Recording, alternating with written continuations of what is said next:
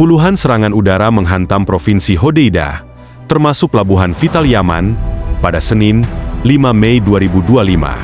Serangan yang dilancarkan oleh Israel ini dilaporkan menewaskan 2 orang dan melukai sedikitnya 42 orang.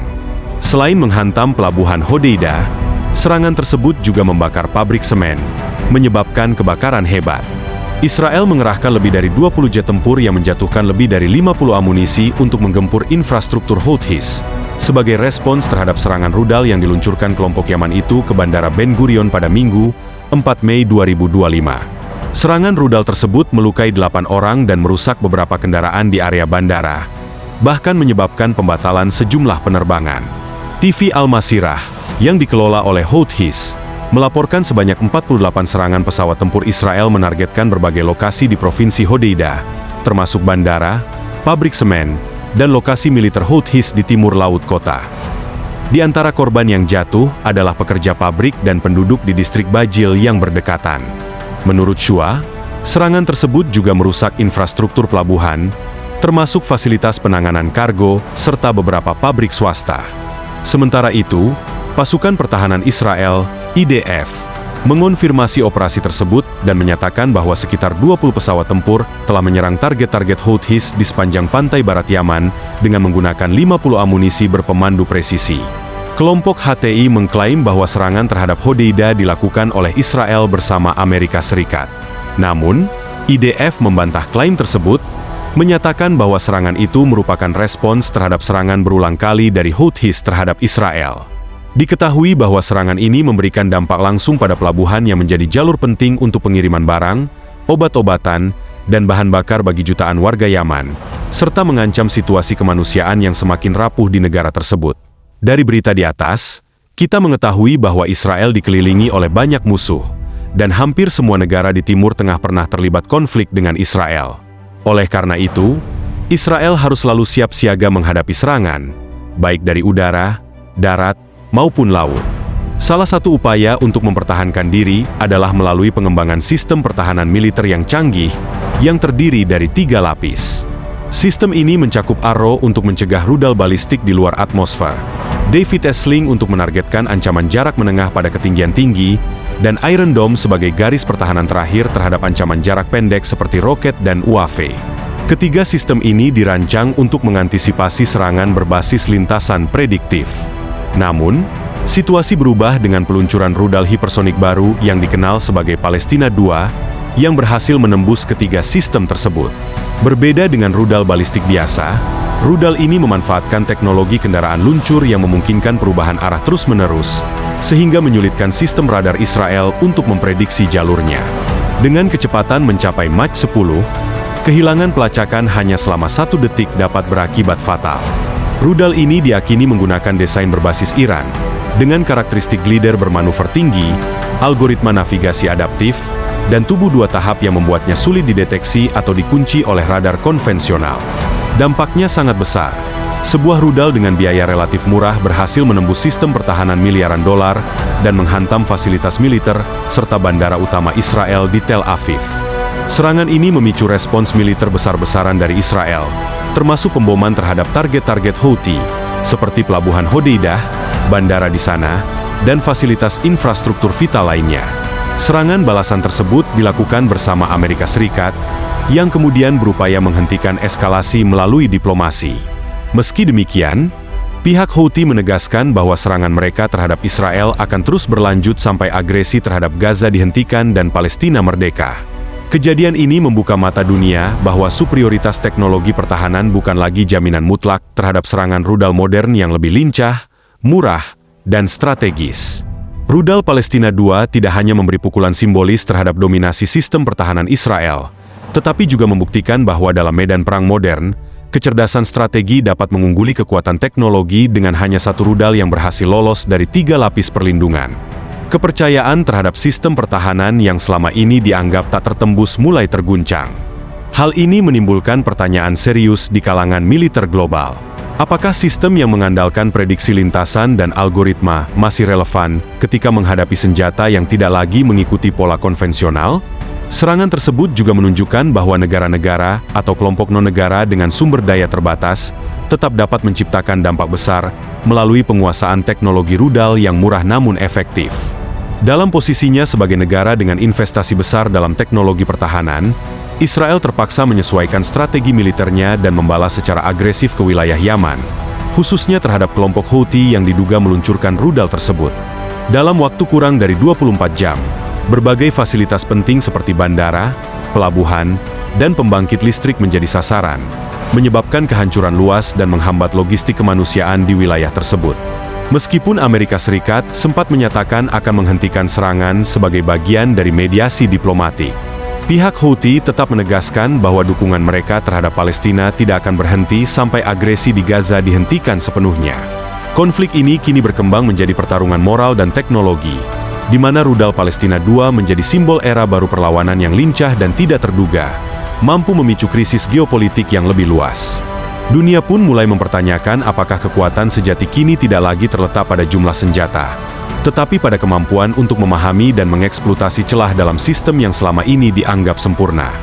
Dampak strategis dari keberhasilan rudal Palestina II menembus pertahanan Israel tidak hanya terbatas pada aspek militer, tetapi juga merambat ke ranah politik, psikologis, dan diplomatik.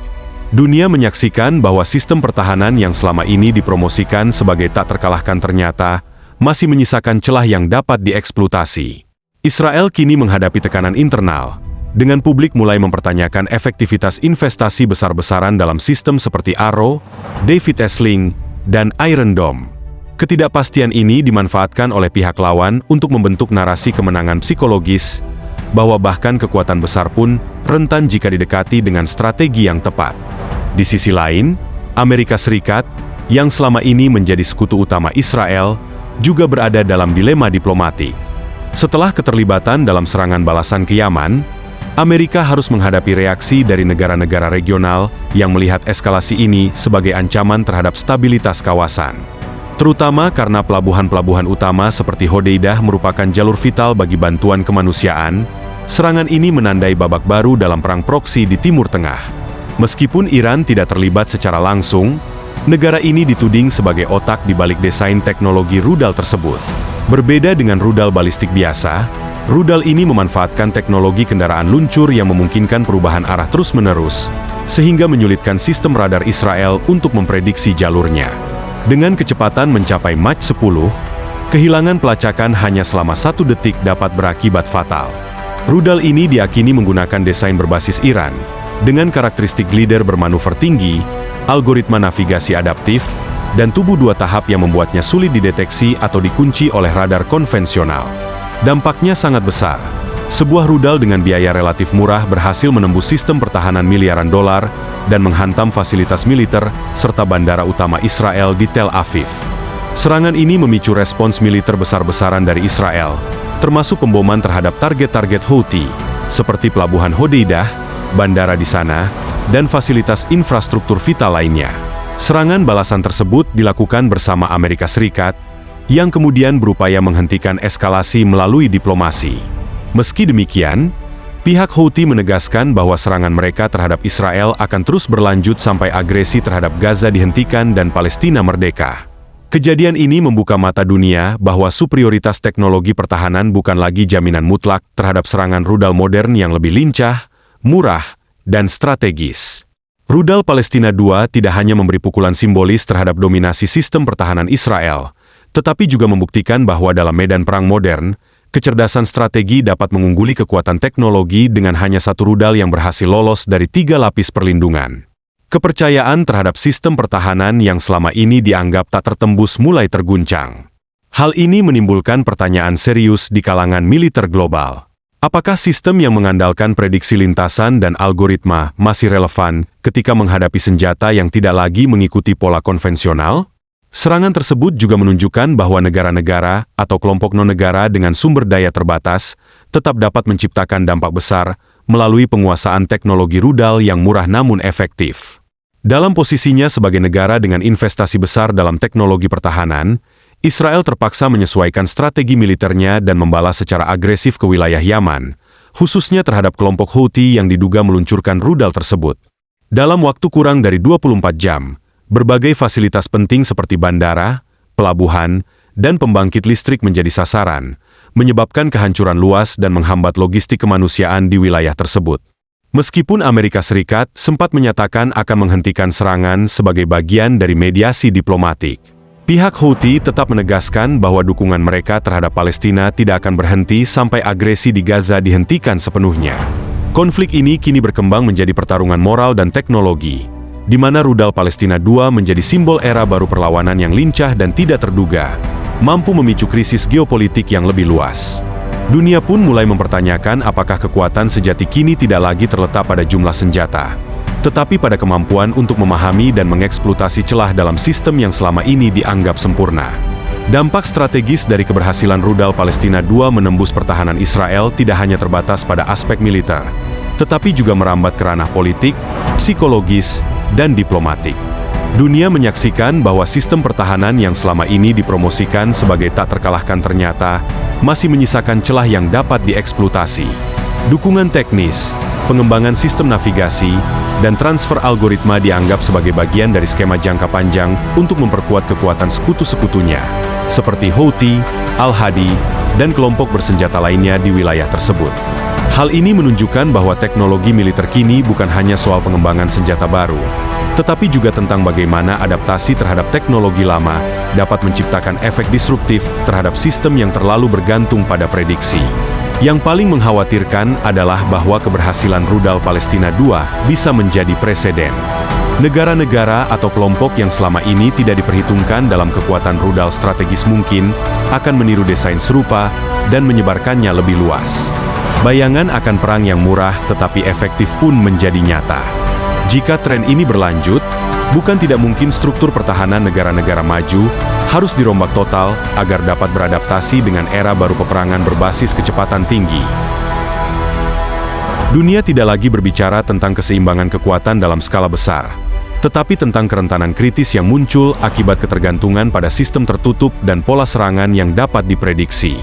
Dalam konteks ini, Palestina II menjadi lebih dari sekadar rudal. Ia adalah simbol bahwa masa depan peperangan tidak ditentukan oleh siapa yang memiliki lebih banyak pesawat, kapal perang, atau pangkalan militer, tetapi oleh siapa yang mampu berpikir lebih adaptif, lebih fleksibel, dan lebih disruptif. Ini juga menunjukkan bahwa batas antara negara dan non-negara dalam kemampuan ofensif semakin kabur. Yang paling menakutkan bagi banyak kekuatan besar adalah bahwa dengan pengetahuan dan inovasi, pihak yang selama ini dianggap lemah dapat merebut inisiatif strategis hanya dengan satu langkah tak terduga. Israel, dalam semua kekuatannya, kini menghadapi dilema serius. Bagaimana menjaga kepercayaan publik, merespons ancaman nyata, dan menghindari eskalasi yang dapat menarik lebih banyak aktor global ke dalam konflik terbuka? Sementara itu, kelompok seperti Houthi memandang situasi ini sebagai kemenangan moral dan strategis yang akan terus dimanfaatkan untuk menekan, mengganggu, dan menantang. Dunia Arab, negara-negara Teluk, dan bahkan kekuatan besar seperti China dan Rusia memperhatikan dengan cermat, karena taktik yang sama bisa digunakan di berbagai front konflik global, dari Laut Cina Selatan hingga Ukraina. Akhirnya, keberhasilan satu rudal menembus 3 sistem pertahanan terbaik dunia bukan hanya sebuah peristiwa, melainkan sebuah momen sejarah. Ini adalah pengingat bahwa tidak ada sistem yang benar-benar sempurna, bahwa pertahanan absolut adalah mitos, dan bahwa dalam setiap sistem yang kompleks selalu ada celah yang menunggu untuk ditemukan. Kini pertanyaannya bukan hanya tentang bagaimana Israel akan membalas, tetapi juga bagaimana dunia akan menyesuaikan diri dengan realitas baru, era di mana kecerdasan taktis dan efisiensi teknologi dapat melampaui kekuatan besar dan membuka jalan menuju ketidakseimbangan yang tak terduga.